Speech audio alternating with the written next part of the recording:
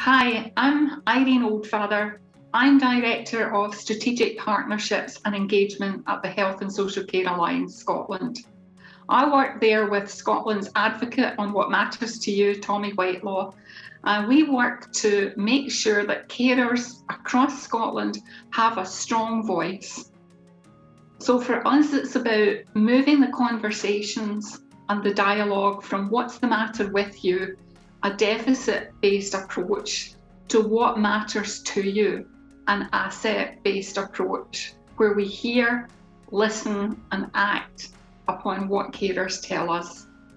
So for this short film, we asked some of our conversation cafe carers what matters to them, and here's what they said. The things that matter to me are that mum's basic human rights are met, and that I'm seen as an equal partner in care, and that communication is a two-way thing. What helps you if we're maybe going to the doctor or the dentist together or the optician? What's important to you when you're seeing these people, Ian?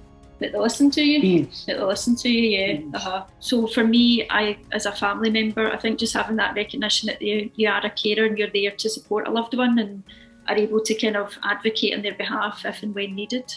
The opportunity to take respite is incredibly important, and it's something that I'm still learning. I'm still learning to balance it. I'm still learning to feel okay with taking it. I used to feel that I had to justify it all the time why I'm a full-time carer for my child.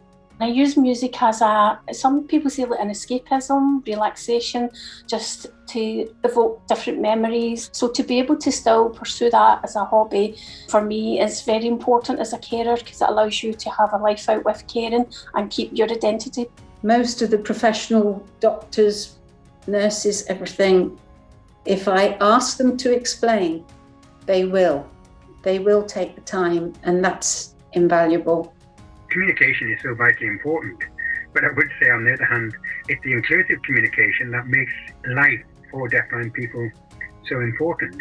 I think sensory impairment awareness training is so vitally important. It should be mandatory. Carers have got rights as well. They should be getting a support package if required without having to ask for it. The little things that are important, it's not rocket science.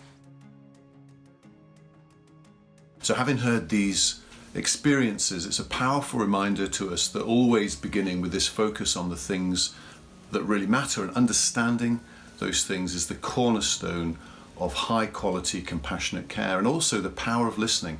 Listening is in itself a powerful intervention.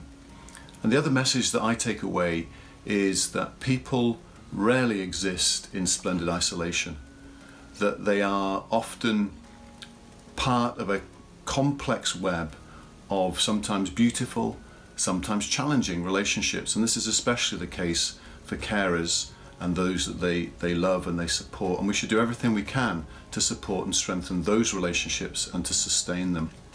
So always start with a focus on what really matters, and always remember to take notice of who matters too. At Carer Voices, we acknowledge and encourage the value of listening and the 5 must-do with me steps. What matters to you and who matters to you? What kind of information do you need? Nothing about me without me.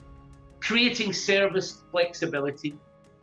Keeping these 5 must-dos at the heart of our thinking, conversations and listening, we create more meaningful relationships in environments where care is being provided, and more flexible services in our communities for each unique individual and family.